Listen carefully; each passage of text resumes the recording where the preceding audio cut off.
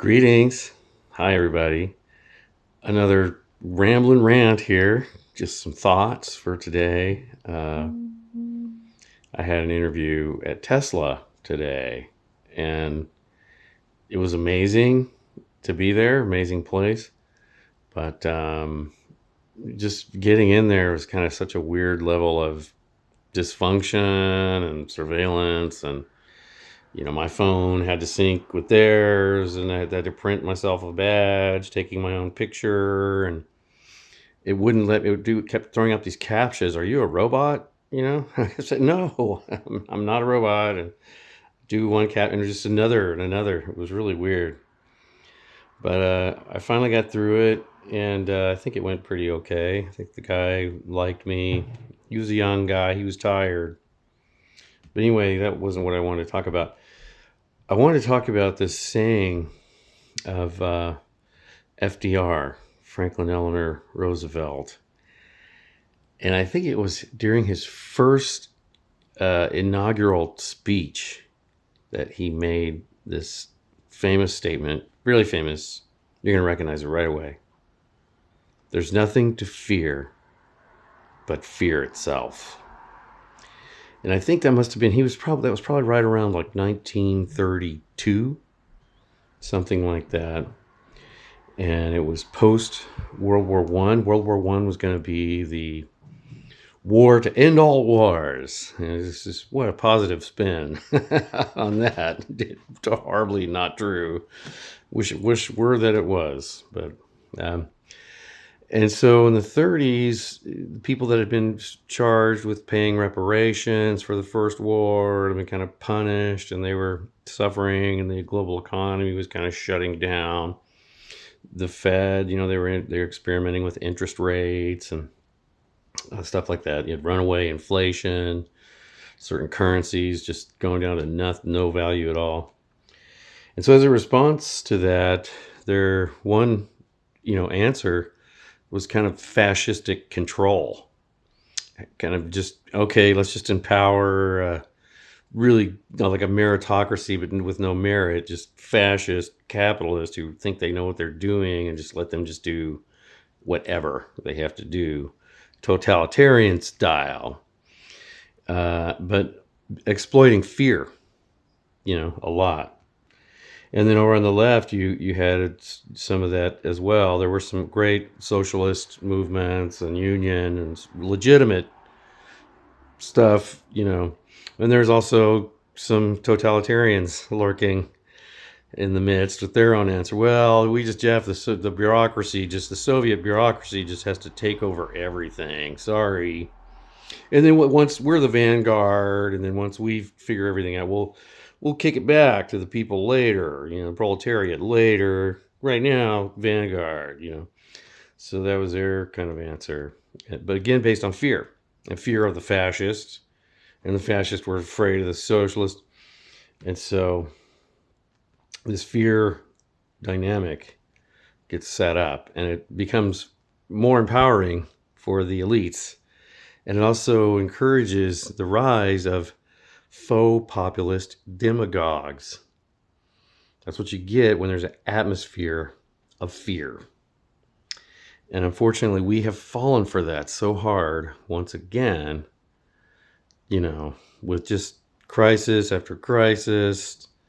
The fact that Donald Trump won in 2016, and people were shocked about that, or maybe they weren't, but the response was, oh, blame, fear, oh, Russia, no introspection, no look in the mirror, say, oh, gee, Hillary didn't even go around and campaign, and she just called them all a basket of deplorables. She had no class consciousness at all. It didn't seem like she didn't care.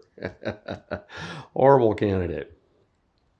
And we could have done so much better. But so the blame game gets started right then. You got John Brennan, Podesta. They got the blame. We're gonna blame it on the Russians. Started a real big fear campaign of the Russians.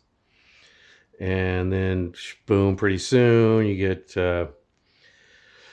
COVID-19 comes on the scene, coronavirus, and it's gained up coronavirus. It's deadly for certain parts of the population, elderly people, especially if their positive cases are taken out of the hospital and crowded together with other vulnerable old folks in poorly ventilated old folks' homes. That becomes in a very deadly situation. That happened early twice, once in New York and once in Washington State. These became like sort of horrible high death rate cases that scared the crap out of everybody. And so once again, fear became the operative thing, and that fear is still being used now. I heard on KPFA today, Dr. Schwarzkopf, or Dr. Schwartzberg, UC Berkeley pediatrician, who complete Pfizer toady, who they have on every Monday, and his only answer is you gotta get the Pfizer. There's nothing, can't do anything. No early treatments work. Nothing works unless it's maybe Paxlovid by Pfizer.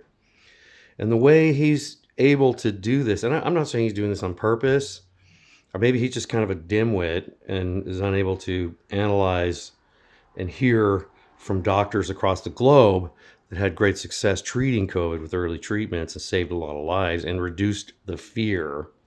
One of the things you do if you're a public figure, a public health figure, is say, everybody, here's a serious thing that's going around. Here's what's serious about it, but I want you all to remain calm. And last thing I want you to do is to vilify each other, pointing the finger at each other and blaming each other and being all afraid and acting crazy.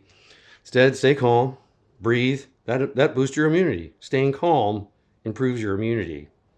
Okay? But, I wanted to talk about some books again. I've got some great book ideas. I've talked about them before. So this isn't actually the book I wanted to talk about, but this is the author. And he has a book called Global Civil War. So hyperbolic. Capitalism Post-Pandemic. Okay, and he goes a little bit Marxist with it at some chapters. But his analysis of what happened, how, what's happening right now with the sort of digitization of everything, bringing everything into the digital rubric. You shouldn't be afraid of AI, of things that are basically souped up search engines, but you should be afraid of the police state that means to wield them against you, right? Likewise, this author, Douglas Ruff, this is a good book here. This is one to read right here. This is a good one. But also by him, if you're concerned about AI, if you're feeling yourself being afraid of the AI future, he has a book called Throwing Rocks at the Google Bus. That's a catchy, title. But basically, it's taking this nuanced look at our encounter now with these language aggregators, large scale, computer, technology that is upon us. And really what it is kind of a surveillance technology for mostly poor people. We're sort of data points and things to be monitored and silenced and surveilled. And it's not the beautiful, open, awesome future that I want it to be. I keep trying to appeal to the better side of AI. It's going to be some open AI, like that one was called and was quickly bought. But it's basically it's just gonna serve us as best as it can by finding the best, most honest answer it can, and it won't be filtered by partisans or corporate people. But see, that's already over. But anyway, so these are books I wanted to just point out, and this is kind of a nice ponder. It's poetic, mythopoetic, analytical, absurdist, almost situationist. It's not so literal. But when you read this, it gets you thinking about what you're going through, what's happening when the specter is put up in front of you, and suddenly you can't think clearly anymore. The specter of another Donald Trump presidential term is just so scary that we can't analyze why we still don't have affordable health care anymore because of the specter. There's just so many books that I would recommend, you know, to people that are just key to what is going on right now. But you know, and I hope that you can look at some of them and then maybe recommend some books to me. You know, I think this is a really good exercise right now to say, hey, look, what are some books that have really helped me stay focused on what is going on, you know, in the digital realm that we're switching to, and with our media environment, you know, what is actually happening, you know, and so what are these? What, you know, these are books I would recommend if there's a young person who's just saying, Jeff, I have some time and I want to do a Job and Ecclesiastes in here. You know, if I want to analyze, I want to think about what's happening right now. And, you know, as we are immersed more and more in this digital reality, and what's happening to our rights, what are our rights? What's enumerated in here?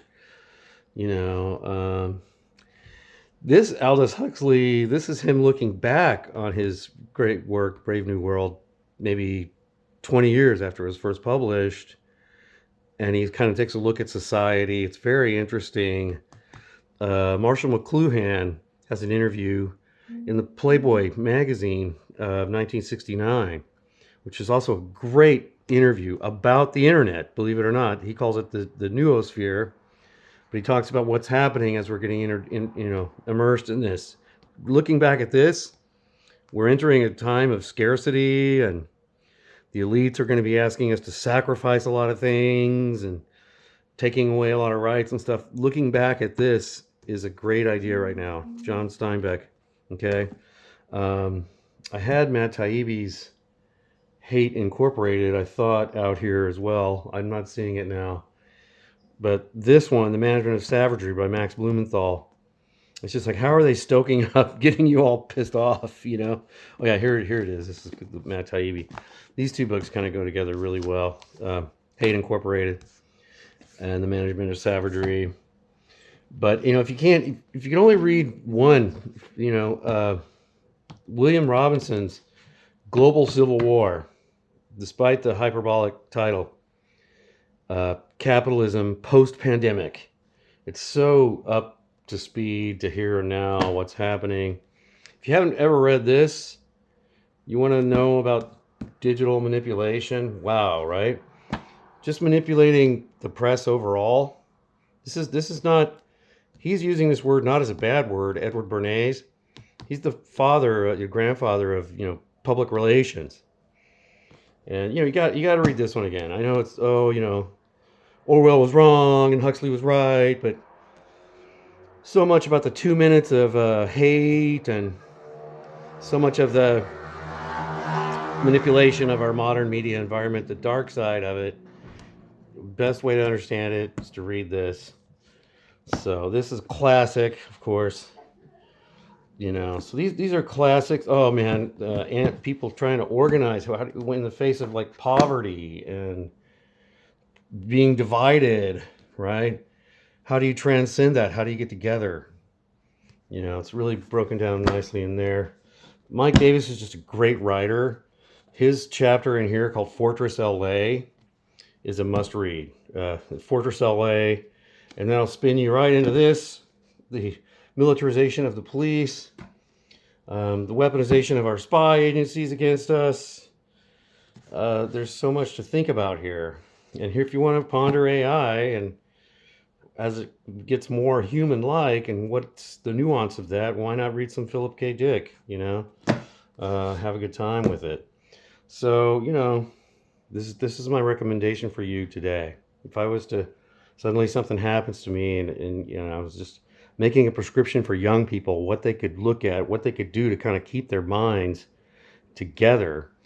Also, this book by Mickey Huff and Nolan Higdon, Let's Agree to Disagree. Let's Agree to Disagree. It's a great book. They have another book about the media environment that right now, Project Censored, out of Sonoma State. Highly recommended. It's been a heavy hitter in the world of media critique for quite a long time, looking at what really is going on, not a nice soft version of media critique, but the real deal. And so I can't recommend that enough. Project Censored. They put out a handbook every year. Mickey Huff is currently the director. He's doing an excellent job. And him and Nolan Higdon, this other media critical professor here in the Bay Area, like I said, they published this book called Let's Agree to Disagree. I would go get that, right away. That would be in my top 3 list right now. It's a Global Civil War, Throwing Rocks at the Google Bus by Douglas Rushkoff, and Nolan Higdon's, Mickey Huff's Let's Agree to Disagree. And then all these books I've just sort of laid out here, Chris Hedges. I mean, you can't, it's some of these, Chris Hedges just always got his finger on the pulse of our dying empire. What happens as an empire dying? It gets more brutal, turns inward on its own people, and puts up all these illusions, the illusion of education, as as if any of that was no longer, it's part of the corporate control paradigm that has ruined us. Oh my God, Plato's Republic, the heavy hitter of, analyzing what a republic, what an elite class of people, how they can fool everybody. Classic. So this has gone on too long already, but I wanted to put that out there. And now I feel like I kind of got that off my shoulders. Like if something happens, at least I've said, hey man, you're a young person. You wanted to know what the heck happened to people's minds in the face of all these crises. Naomi Klein's shock doctrine. Okay. Very valuable. You got to at least read the intro, get the concept of that. She's turned into kind of a neoliberal apologist for, the vaccine. But anyway, it doesn't matter. Great contribution. She had no logo before that. She's kind of a little bit on the pulse of what's happening in the media environment. Although up now, not so much. Post-pandemic kind of went a little wacky. Too bad. But anyway, great books here. Great analysis. Great things to look at, focus on. And I hope you do it. And I hope you make some recommendations to me. All right. Have a good one.